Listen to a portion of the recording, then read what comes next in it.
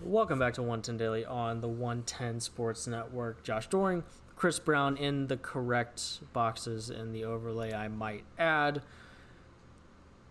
Day 3 of 3 straight really, really solid days of football, as we talked about at the top of the show. We had wildcard weekend, and now the runway is set for Ohio State Alabama College Football Playoff National Championship tonight at 8 p.m. Eastern at Hard Rock Stadium in Florida on ESPN.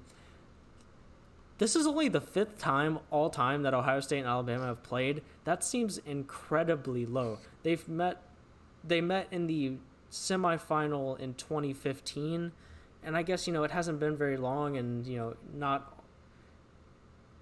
there isn't always both Alabama and Ohio State in the playoff.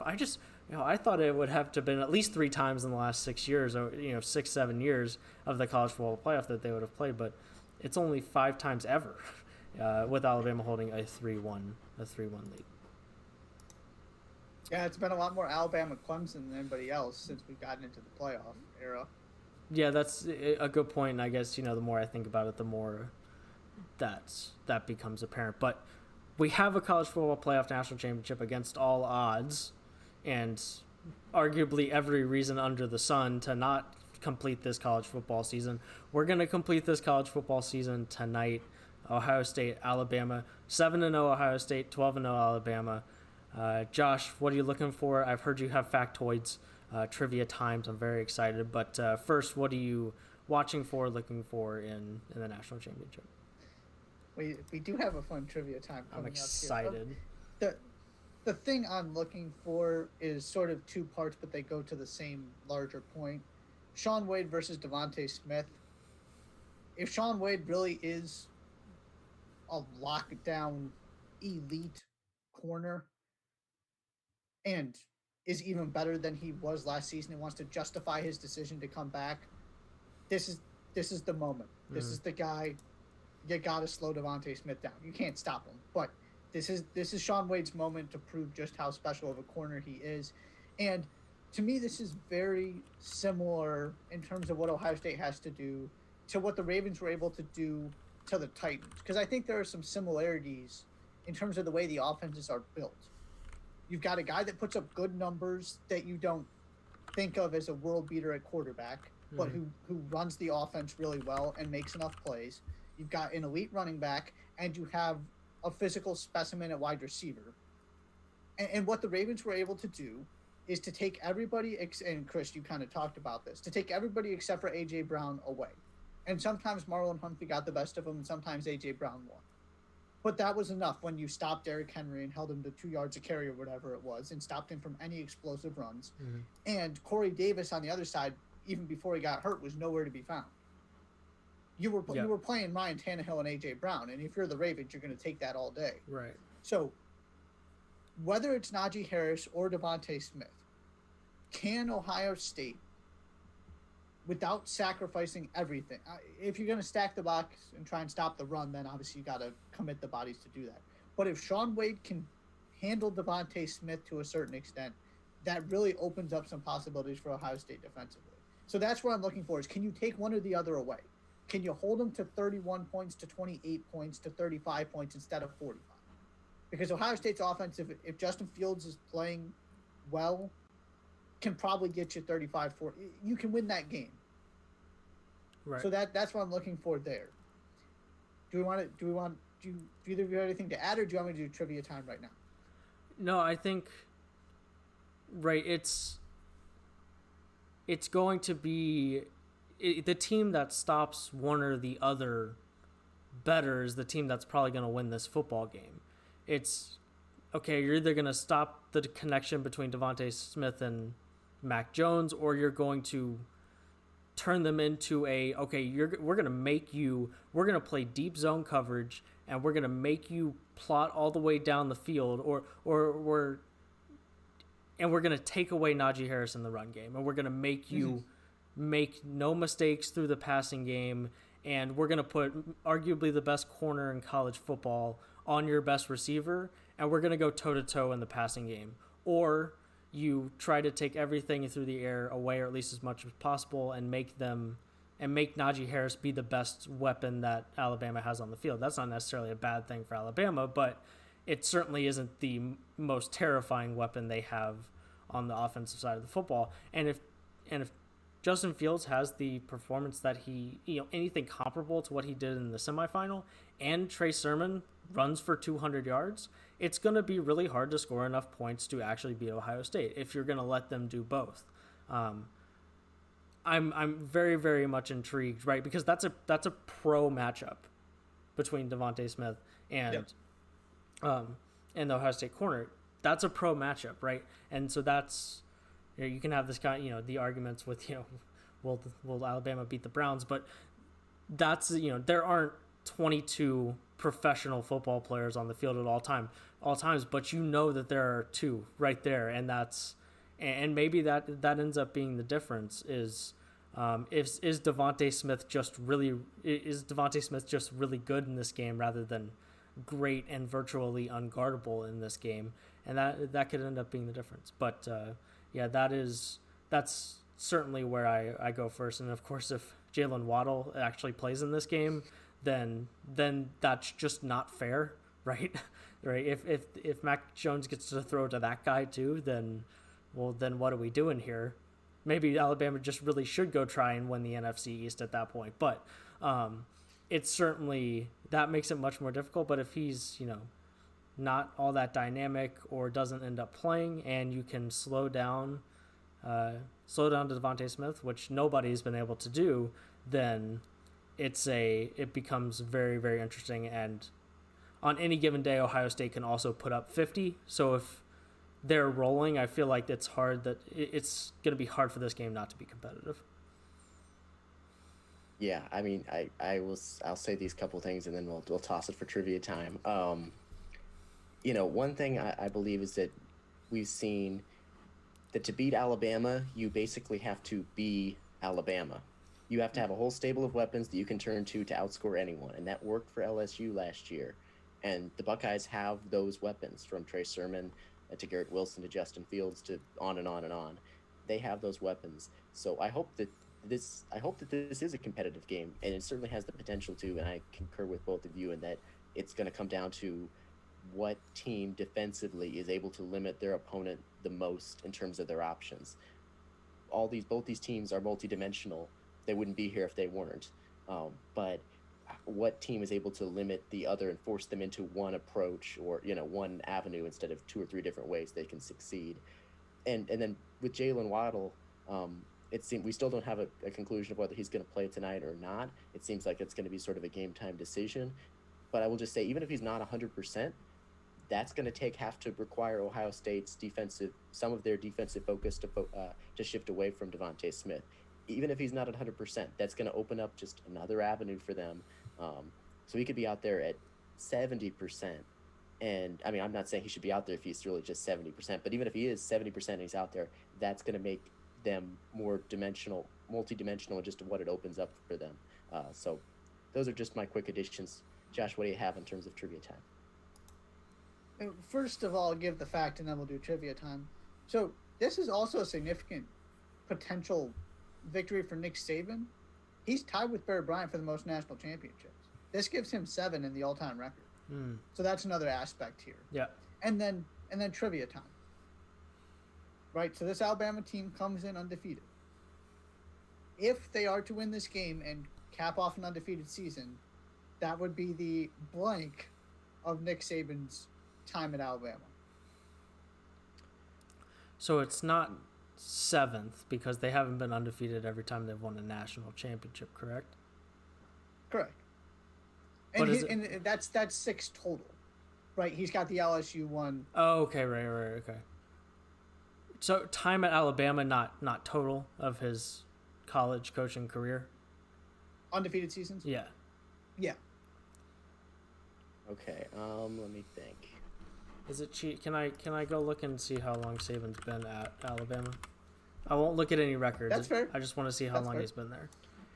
Since 2007. So in the last 13 years. This has got to be either pretty low or pretty high. Otherwise, it wouldn't be a good trivia fact if it was If it was like 5 or 4, if it was 4, I feel like that wouldn't be a good trivia fact. I'm gonna go low. I'm gonna say it's only happened. I think this is only the second time. I'm gonna go bold. All right. That's big. I know it's really bold. I mean, it probably is like 4. That's what my gut says. But I also says that it can't be 4, otherwise that wouldn't be fun.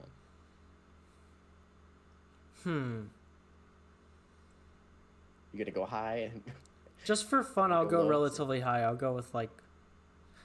But do I want to do that? I don't know. I'll go with your gut there. I'll go with 4. okay. Chris, right on the money. Really? Oh, only 2. Only 2. 2000 I didn't really 2009. believe that. Really? Mhm. They've had a loss every other year from 2009 until 2020. Are you Right, so if sure? you- You're probably sure. I'm just giving you a hard I, time. I had to double check. I'm almost I saw the stat and then I went and double checked it and glanced at it quick just to make sure because I didn't believe it either. All right. Well, I'm gonna look because Oh, I'm not sure I believe it's it true. either. It's true. Oh my Yeah. gosh. Wow, they lose more football games than I think they would do. But I mean, I guess right. They didn't make it to the college football playoff last year, so Right. you had losses there. They only have 2 college football titles in the era of the college football playoff. So that's only 2 more years that they could possibly have gone undefeated, and And one of them, they didn't even win the SEC West. right. They were the 4 seed, right? Right, right. And then they ended up winning. So they weren't undefeated. Wow. So yeah, right. Anytime you don't win the Natty, you have a loss. And the 2 times that they did win the national championship, they had a loss. And not only that, they lose multiple times, more than I think that they lose multiple times. Now, they lost twice last year. The last time that they lost twice was 2014. So it's not like it really happens all that often, but that's fascinating. Yeah. So In there's 2000 your turn. and 2009 they were 14-0. Who was on that 2009 team? That's a fun. Let's take a peek. That was when they played Texas. Oh, that was right? Mark Ingram and Trent Richardson in the Yeah. same backfield. Oh yeah. And Greg McElroy. McElroy. Oh yeah, the 7th round, 208th overall pick to the New York Jets. That's the kind of quarterback I'd come to, and now all of a sudden Alabama's just a place where you have good quarterbacks too, which just isn't fair. But it used to be, your AJ McCarrons, your Greg McElroys of the world, right? That were just like solid, but then you had a great defense, and you had elite running backs. Mark Ingram ran for 1,658 yards that season, averaged 6.1 yards per carry. That was his Heisman year, right? I believe that was his Heisman year. He won the Heisman in 2009. So yes, that was his Heisman year. All right, There you have it. I thought that was interesting. that Yeah. is interesting. That's way interesting. fewer than I thought it was. Okay, Josh, who's winning tonight? Alabama close. I just think that they're the more talented team across the board. But I firmly believe this is going to look like the SEC championship game. I am not discounting this Ohio State team one bit. Sure. I said the same thing as Clemson. They steamrolled Clemson. But I think this Alabama team's at a whole nother level, and that's not exactly bold. This feels like the Ohio State team that knocked off Alabama to go win that national championship and surprise everybody at the beginning of the college football playoff. I just think this Alabama team is too evolved, and it's on a whole nother level. Mm-hmm. Maybe you get Jalen Waddle back. But I think this is going to be 42-38, 45-42, 38-31. I think it's going to be within a touchdown, and both teams score at least 30 points. I guess I'll put it that way. Justin Fields is going to do the same thing Kyle Trask did. And ultimately, it's just not going to be quite enough because the Alabama offense is everybody's good. Yep. Chris? Yeah, I'm going with Alabama as well. Ohio State absolutely can win this game, but I think that I look at each of the top players, the top options for each of these teams, and I just sort of like Alabama slightly to moderately more at every spot, um, most every spot, and so they're the most talented team in the sport, and I don't have a good reason to pick against them. I think there's a decent chance. I'm going to predict that they actually win this game by double digits. I think it's still a relatively competitive game. Um, and Ohio State, I'm not dismissing Ohio State by any means. I want this to be a really competitive game, but part of me thinks that in the end, this will be like 42 to 30 or 45 to 32 or something like that, where it's a competitive game that we look back on and say it was a good, interesting game, but in the end, it's pretty clear that Alabama is a few steps ahead of Ohio State. So I'm going Alabama. I'm going Alabama as well. I'll make it this simple. Justin Fields doesn't. It doesn't seem like he's going to be completely 100%. The injury is undisclosed. It doesn't seem to be like it seemed like it'll be that big of a deal. He still went through 6 touchdowns after getting hit the way that he did, so it won't be a massive deal. But if there's a game that I'd really, really like you to be 100% and not 98.5%, it's in this one. And at the end of the day, Alabama has the connection that was the Heisman finalist thrown to the guy who won the Heisman Trophy. And in college football games, I like to take the team that has the most terrifying weapons on the field. And right now, Alabama just is on a different level than anybody else when it comes to the most terrifying weapons on the field. If Justin Fields is awesome and Trey Sermon runs for 225 yards, then this is very close. But I see no world in which Alabama doesn't score 35 points.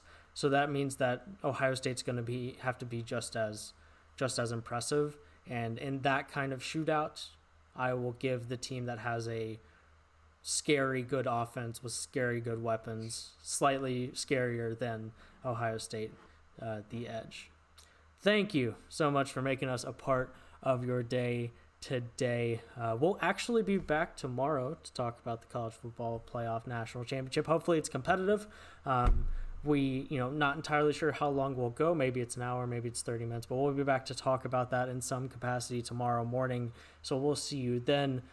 Scheduled show on Friday per usual, but thank you so much for making us part of your day. Enjoy the college football national championship, and we'll see you back here tomorrow, 10 a.m. Eastern, twitch.tv/wantedsports, wantedsportsmedia.com/live. On Twitter, you can find us at all of those places. We'll be back tomorrow. Thank you for joining us. Take care of yourselves. Take care of yourselves.